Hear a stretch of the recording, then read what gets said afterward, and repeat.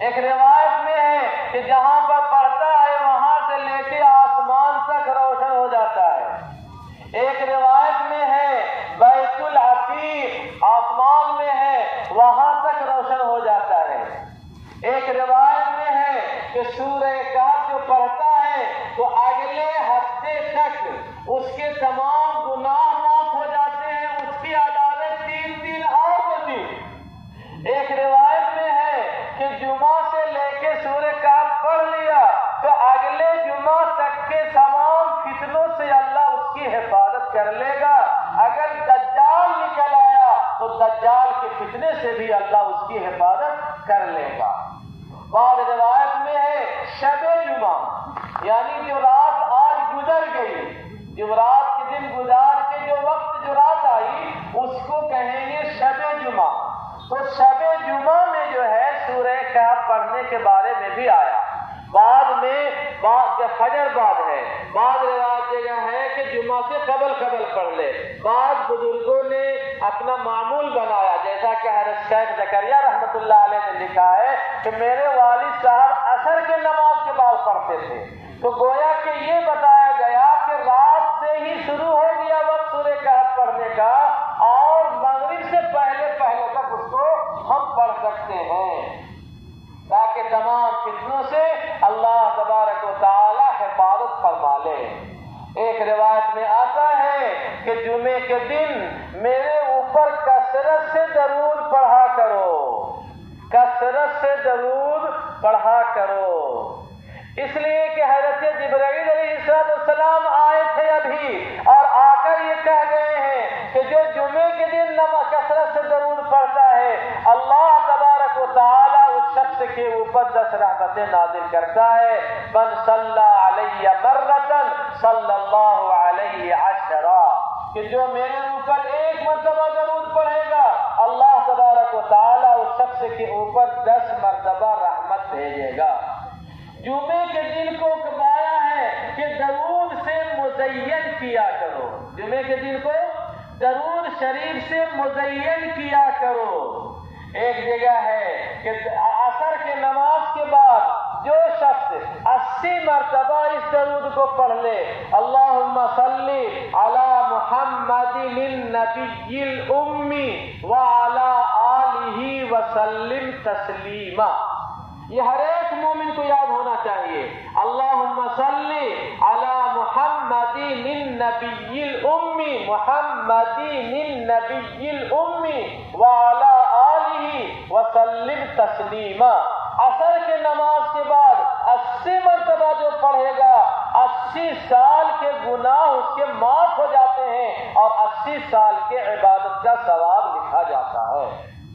ان چیزوں کا ہمیں اہتمام کرنا ہے، جب ہم آئے ہیں تو ہم اس کو سیکھیں۔ اور ایک روایت میں آتا ہے اللہ کے پیارے رسول جناب محمد الرسول اللہ صلی اللہ علیہ وسلم اپنے چچا حضرت عباس رضی اللہ تعالی عنہ سے فرما رہے ہیں، اے میرے چچا، میں آپ کو ایک عطیہ دوں، میں آپ کو کچھ عطا کروں، میں آپ کو ایک بخشش دوں، میں آپ کو ایک تحفہ دوں، میں آپ کو ایک بڑی چیز بتاؤں۔ اتنا کہا کہ حضرت عباس رضی اللہ عنہ کی توجہ بڑھ گئی، یعنی بار بار کہیں میں بتاؤں، کوئی بات اچھی بات بتاؤں، میں تجھے یہ سناؤں، یہ کہنے کا مطلب ہوتا ہے توجہ دلانا۔ پھر توجہ دلا کے آپ نے فرمایا کہ 4 رکعت نماز نفل کی نیت سے پڑھو، 4 رکعت نماز نفل کی نیت سے پڑھو، اور اس میں جو ہے یہ ثنا پڑھنے کے بعد الحمد سورہ پڑھ کر کے 15 مرتبہ سبحان اللہ والحمد للہ ولا الہ الا اللہ واللہ اکبر، کم سے کم اتنا بھی پڑھ لیں گے تو ہو جائے گا۔ اور اگر آؤ پڑھ لیں ولا حول ولا قوت الا باللہ العلی العظیم لگا کر کے تو اور بہتر ہے، اپنا جیسا موقع ہو ویسا دیکھیں گے۔ پھر رکوع میں جائیں گے تو رکوع کی تسبیح پڑھ کر کے پھر اس کو 10 مرتبہ، رکوع سے اٹھیں گے ربنا لک الحمد کہہ کے 10 مرتبہ، پھر سجدے میں جائیں گے تو سجدے کی تسبیح پڑھ کے 10 مرتبہ، پھر اس کے بعد اٹھیں گے تو اٹھ کے بیٹھیں گے جو قوما میں تو اس میں 10 مرتبہ، फिर दूसरे सजदे में फिर 10 मरतबा, ये कुल 65 हुआ। फिर 10 मरतबा खड़ा होने से पहले 10 बार पढ़ लेंगे, फिर खड़ा होंगे। इस तरीके से दूसरी रकत में अलहम्द और जो है सूरा के बाद पढ़ेंगे 15 मरतबा, इसी तरतीब पर पढ़ेंगे। लेकिन जब हम दूसरी रकत में अत्तहियात में बैठेंगे तो चूंकि पहली रकत में हमने पहले पढ़ा है तस्बीह को, तो वहां पर पहले तस्बीह पढ़ लेंगे 10 मरतबा, उसके बाद अत्तहियात पढ़ेंगे। इसी तरीके से चौथी रकत में भी, तीसरी रकत में तो बैठ के पढ़ लेंगे, चौथी रकत में भी पहले इस तस्बीह को पढ़ लेंगे, फिर अत्तहियात, दरूद, दुआ, मासूरा पढ़ेंगे। एक तरतीब ये है। दूसरी तरतीब ये है कि नमाज शुरू किया, सना पढ़ा 15 मरतबा, पहले हम तीसरा कलमा को पढ़ लिए, उसके बाद में अलहम्द और सूरा पढ़ा, फिर 10 मरतबा पढ़ लिए, तो ये 25 यही हो गया।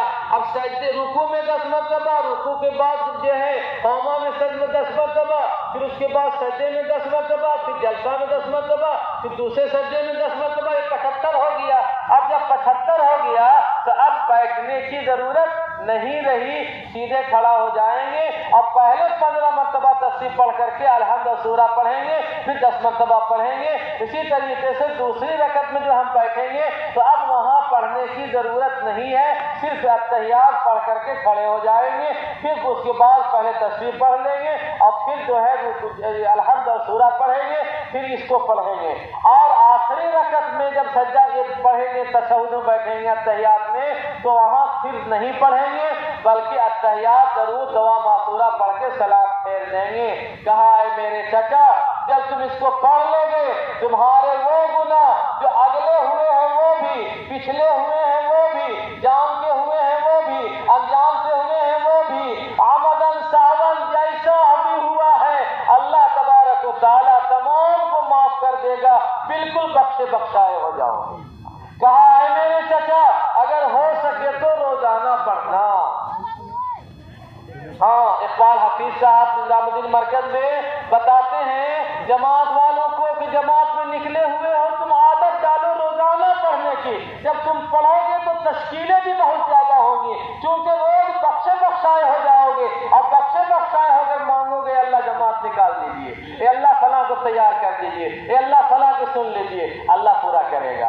अगर हो सके तो रोजाना पढ़ो, नहीं तो कम से कम जुमे के दिन ही पढ़ लिया करो। एक रिवाज में तो यहीं तक है कि जुमे के दिन, बाकी एक रिवाज में फिर ये है कि ऐ मेरे चचा, नहीं हो सके तो महीना में पढ़ लो, नहीं हो सके तो साल में एक बार तो पढ़ लो, नहीं हो सके तो कम से कम जिंदगी भर में एक मरतबा जरूर ही पढ़ लो।